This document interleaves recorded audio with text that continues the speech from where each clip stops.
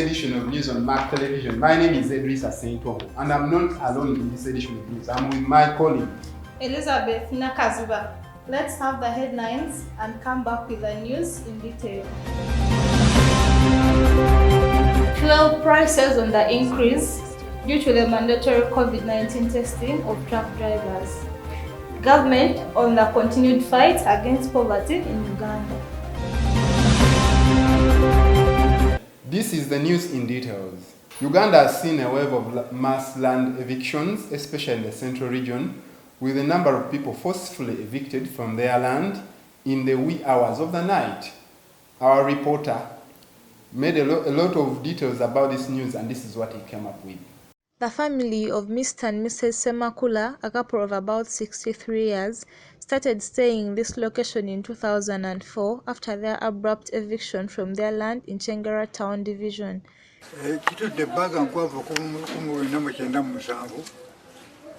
Tujjanga tutawana n'embeera y'okununula ekintu ekyo nga jjajjange nabukalu akyaliwo olw'obunywanyi bwe yalina nga abanja ekyapa kye. The family has been surviving on the mercy of a good Samaritan who let them stay in his premises after their eviction. According to Mrs. Semakula, her mother-in-law, now the late Miss Nabukalu, who was the caretaker of their land by then, entrusted it to Mutebi Joachim. Omusenze we gwe yasenza ku ttaka lye ye yamunyaga ekyapa kubanga oli bwakuteresa abatakuwadde yakuteresa buteresa kati bwatuuka okukimusaba ng'alaba bamuzimba ebizimbe mu ttaka lye ng'alaba tamunyega n'amugamba njagala ekintu kyange kye nakuteresa nagano kimuwa kwegenda wa LC chairman Kaweesa n'awaaba bwe yawaaba ne bayita oyo omusajja yagaana okugendayo. According to their son Bwembo Livingstone, their living conditions are terrible. He is the second born of 6 children, and these have to take care of their old parents, yet they do not have the means. He adds that they also live under a lot of fear and pressure because the owners of the place where they stay currently keeps asking them to relocate. Embeera era si nnungi kubanga ffe tuvaawo mu bulwadde bwabwe oluusi ate ebintu by'emirimu ng'era tebirabika bulungi kuva eyo bwe bityo wano eyatuwaawo era baba batulaalika nti obudde bwonna bajja okumaliriza ennyumba zino. The land in question measures up to 3 acres. However, we did not manage to get to it as it was heavily guarded by the army. Our efforts to reach Joachim Mutebi were futile as he failed to attend to our phone calls. Mr. Semakula, having reported his predicament to the LC1 chairman Kaweesa Samuel but all in vain, decided to forward this case to Makindye Court Division under the guidance of Justice Evelyn Katunguka. As you've heard from our sources here, we await for what comes from court on the 30th of March 2022. Elizabeth Nakaziba reporting from Mark TV, live from Chengera. The reopening of schools by President Yoweri Kaguta Museveni came with a lot of challenges, one being the very high school fees increment in close to all education institutions. At Kazo Summit Primary School, the administrator says with the current COVID-19 situation, the schools need the extra funding to be in position to prepare health facilities for the students just in case the COVID-19 surge comes again. Marilyn Namuyanja has the details. Schools were officially opened up on the 10th of January 2022 after being closed on the 6th of June by President Museveni as a way to curb the spread of COVID-19. Kazo Summit School, found in Nansana Division, is one of the schools that have increased their fees, and the deputy head teacher gives reasons. There was no increase in fees in our school because as you are aware, COVID pandemic, what we do is so that we can cater for this week. We are not doing, for example, we are not using masks, and our object to provide masks to the children.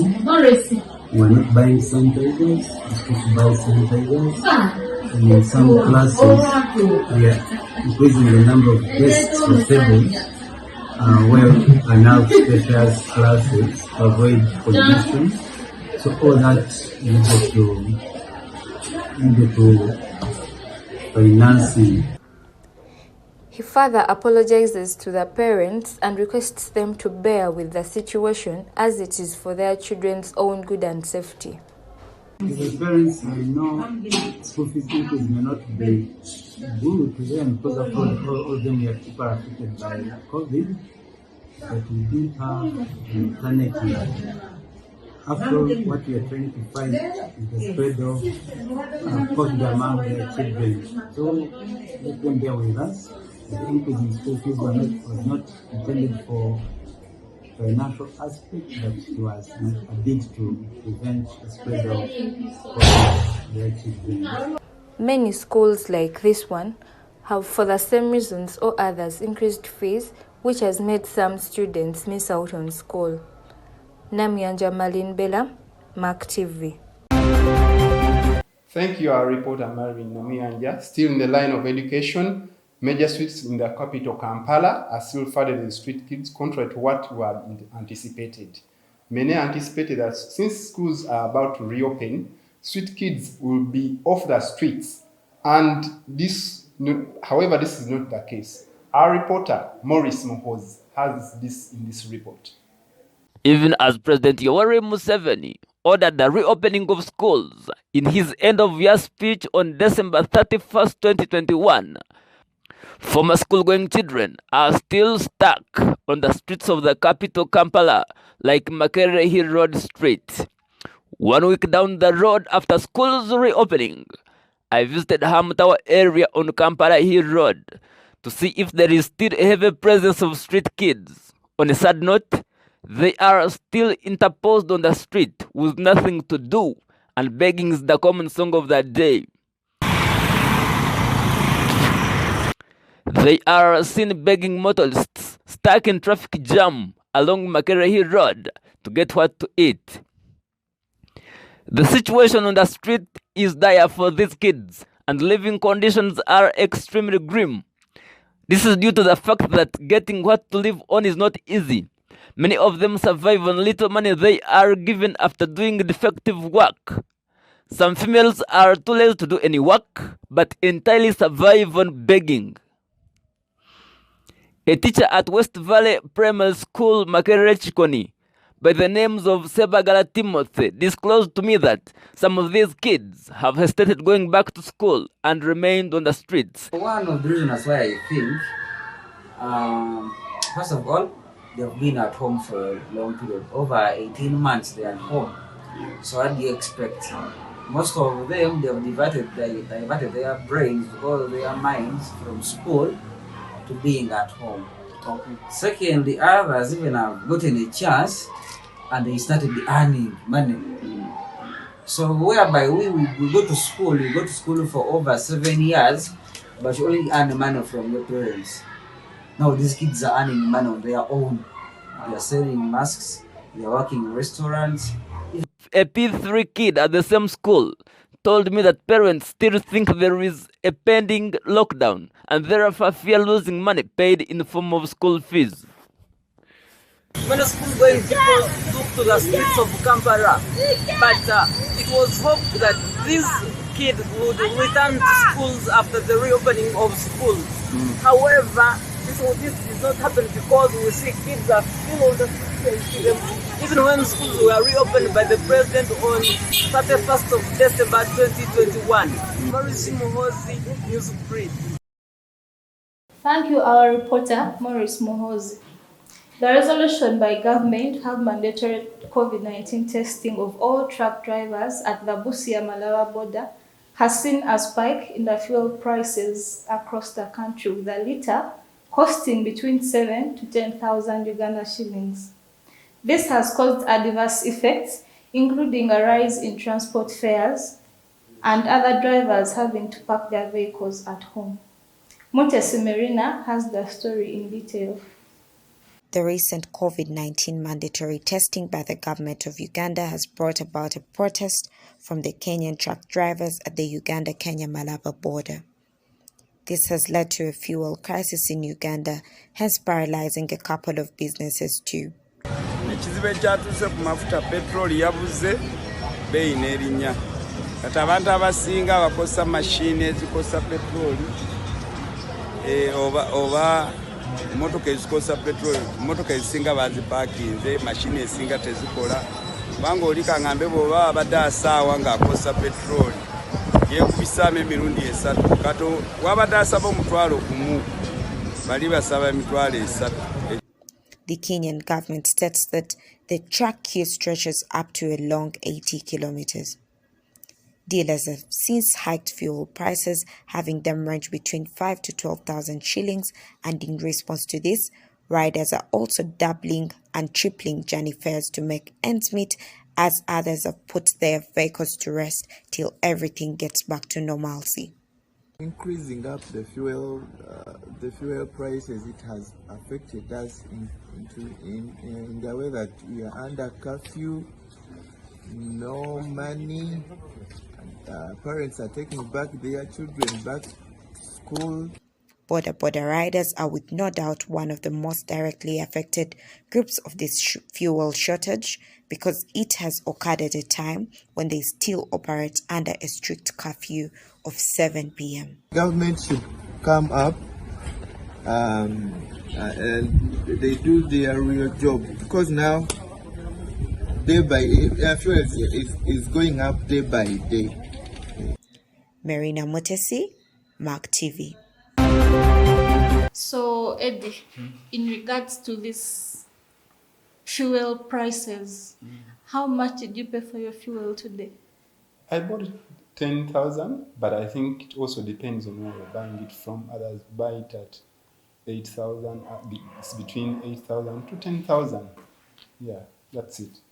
Away from that, the habit of rubbish dumping and other solid waste has had grave effects on the environment, especially in the city center of Kampala, compromising the city hygiene and other related effects. Mark TV reporter Absalom Wangoru had this in this report. A deteriorating environment is the enemy of sustainable development. This is Kampala City. Sites of solid waste are visible in some of the streets and suburbs.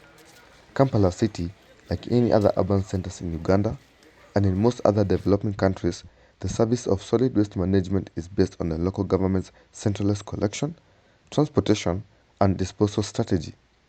Despite the government, through the National Environment Management Authority, putting a ban on all plastic under 30 microns, little change has been observed. According to the National Environment Management Authority, it is estimated that banana peelings, leaves, and other forms of organic matter account for 70 to 80% of solid waste generated.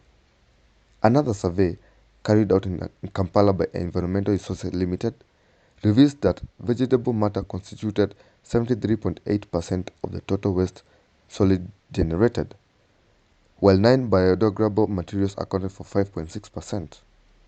This has had impact on the businesses and residents who have their say on what the government is doing and the measures it should take. It's not nice to litter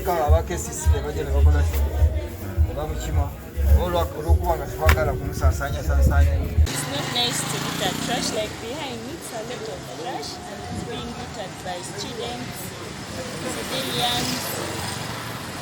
Also, people should come up with a plan. They should put something big where to litter that rubbish, because it harms us when it's bad. And also the government, KCCA, people, you should be active. Should come and collect this trash before it's being littered and it's too much. People should stop littering in the streets because it makes the environment dirty, and this is the place where students stay. So the streets should be managed properly, and also KCC should help around to dispose of that rubbish. The Uganda National Bureau of Standards has revealed further measures in a bid to reduce the amount of plastics below 30 microns. Renewed commitment to enforce a ban through joint operations by NEMA and UNBS. Although there is a move towards total ban of the plastic materials, especially single-use plastics and also the caveras, what we are focusing now is what the standard as it is today. With the ever-growing waste disposal in the streets of Kampala, this has become a long-term problem that needs to be addressed. The government is putting in measures to ensure that such... President Yoweri Kaguta Museveni openly disagreed with the Chief Justice Owini Dolo Alphonse during the fourth bench Wanuka Memorial Lecture concerning the right to bail application. Museveni advocates for the system of an eye for an eye for murder and other capital offenses. Edrisa Sentongo has more on this. President Museveni openly disagreed with Chief Justice Alfonso Owini concerning scrapping of bail for the people presumed to have committed murder and other capital offenses such as rape and corruption, and vowed to fight back using political means. In no time, we are now being told that bail is a right. Really? Somebody has killed a person and you see him walking here. This is a provocation, I can tell you. While launching the fourth Benny Kiwanuka Memorial Lecture at the High Court in Kampala, the president said he is against granting bail to murderers and would use political means and also engage with judicial officials to fight the issue of bail. It must be a life for a life. This is the way our people understand justice in the villages. This is the way we, the freedom fighters, understand it. So I'm very ready to engage with the judiciary, but we're also going to take it up politically. The issue of scrapping bail has sparked controversy among members of parliament, most of them opposing it and said it can be used to pursue political opponents and also frame them. TV took it upon itself to ask lawyers about the issue of scrapping bail application, and this is what they say. Where the president stands to come up with the issue of scrap of bail for those three categories of people. Most of the times laws are made because of the situations or times that a community or a jurisdiction or a country has gone through.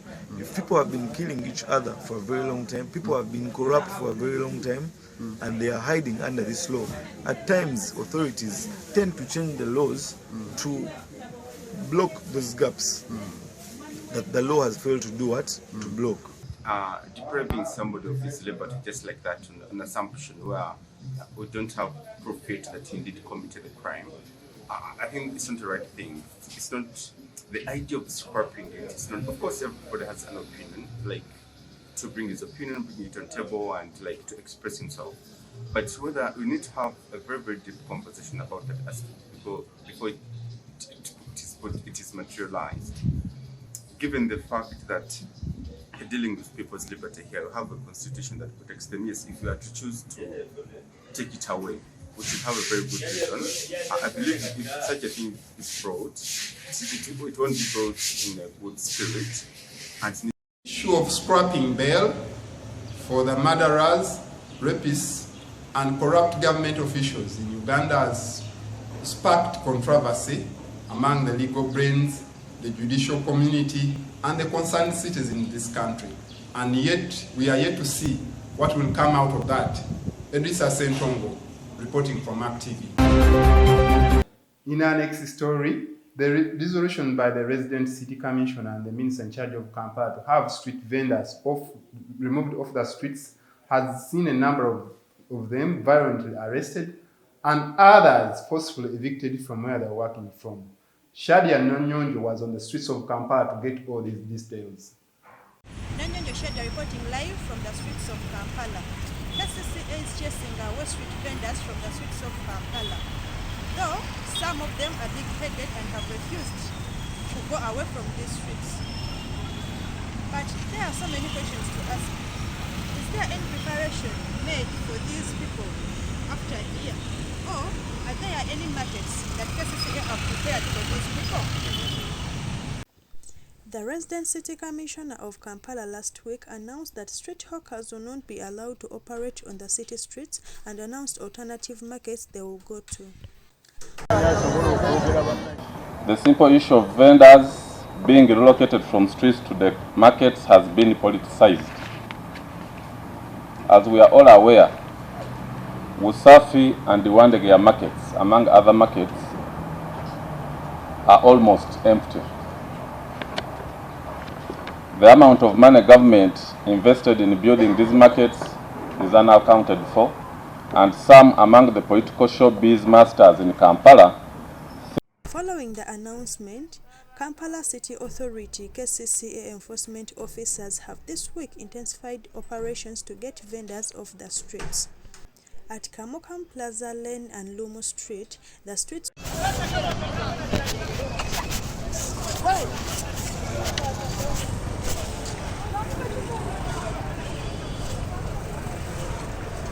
many of them were even unhappy that they had been denied an opportunity to work because it is their right to work.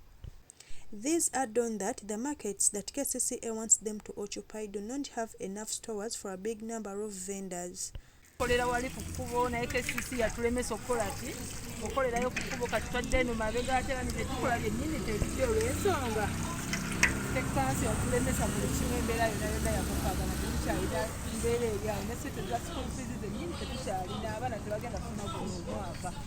There is still some hope by these street vendors that the president of Uganda will come out and say something about what is going on in the city. Nanyonjo Shadia reporting. Thank you very much, our reporter, Shadia Nanyonjo. In our next story, according to Sustainable Development Goal number 1 that aims at ending poverty by the year 2040, the government, together with some non-government organizations, are at the forefront of kicking poverty out of Uganda, especially in the rural areas. Here is more to this in our report by Mutumba Geoffrey. According to the National Poverty Line, the graph of poverty has decreased from 56.0% in 1993 to 21.4% in 2016. This has been achieved by the help of the non-government organizations and the government itself through implementing different programs. End Poverty Uganda is one of the non-profit organizations that came out to fight poverty in societies through all possible solutions. Vincent Agaba, the country director of End Poverty Uganda, says that the organization envisions to create a poverty-free society. Poverty Uganda, we are simple as our vision. We envision a poverty-free society, and that's what our vision is, a poverty-free society. We have mobilization for these people. We do financial programs like circles, like, financial literacy. Basically, source where the problems of poverty are, and we put solutions. We have so many projects in agriculture, especially for the rural setting. He, however, points out that poverty increase in the country should not only be blamed on government, but rather social customs like land dissections. You will hear so many people blame the government. But yes, the government has a little part to blame, but it is not entirely the government. You can clearly see like how our society has been arranged. From days when before we were born, how our land system is. Somehow, somewhere, it contributes to our poverty, where people have to share land and demarcate and divide it, fragment it into pieces of where they have to put their homes. Hawa Ali, woman leader Kisasi Zone Kabalagala Parish, calls up fellow ladies in the community to embrace circles and teamwork to eradicate poverty in Uganda. Twandibadde tukwatira wamu naddala ng'abakyala si mu kitundu kyange kyokka naye n'awalala wonna. Lwaki njogedde bwintu nti ebiseera ebisinga bamaama obuvunanyizibwa obusinga buli kufa abakyala mu maka, ate ng'emirimu egisinga ffe tugikola mu bitundu byaffe. Tuba tulina okwegatta tusobole okuba nga tukolera emirimu egyawamu egisobola okutukulaakulanya. Bwe tuba nga tuli wamu ne gavumenti esobola okujja n'etuyambako, era kiba kirungi nti weebezze esanga nga ffenna tuli organized, tuli bumu era nga tulina emirimu gye tukola isobola okutukulaakulanya okuyamba abantu baffe. The chairperson Kisasi Zone, Salongo Amos Katumba, also appraises the government programs such as Emyoga, which has helped them to overcome poverty in Uganda. The government has come in to help us. Like when it started the project of Emyoga to fight against poverty, not only in our area, but also in other areas. But basically in our area, some of the members of the zone are benefiting.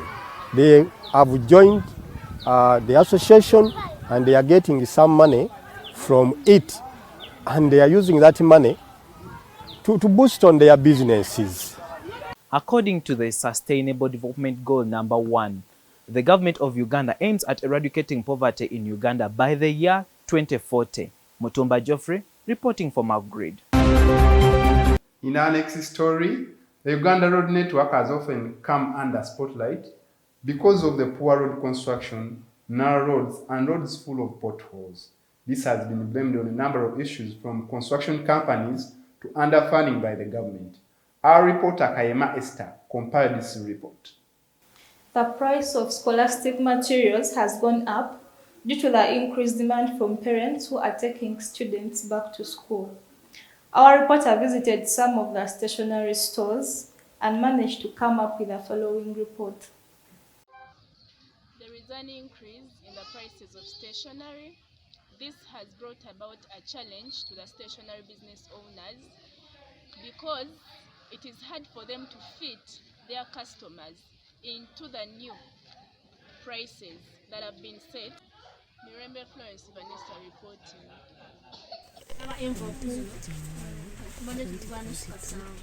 Schools were open, which was a clear excuse for stationary business to raise the prices. It's like these people were waiting for the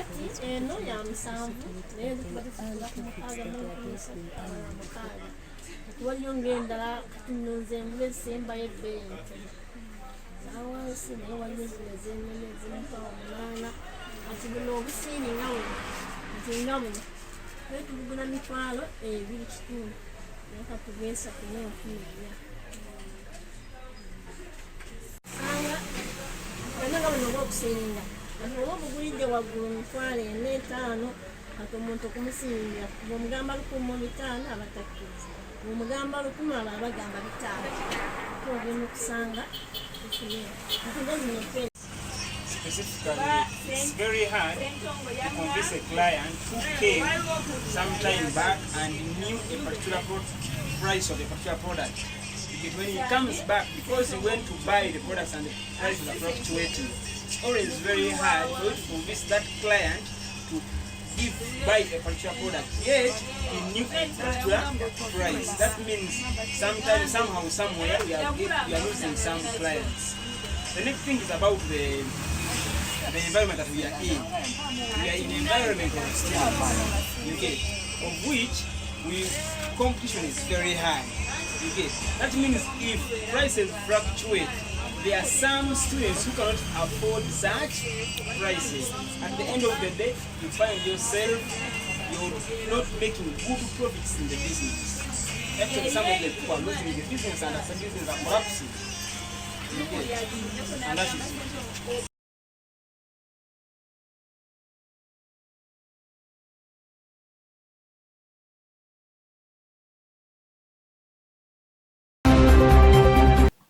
In another story, the HIV prevalence in Uganda has had great effects, but due to the efforts by the non-government organizations and the government of the Republic of Uganda, there has been tremendous reduction in the spread of HIV.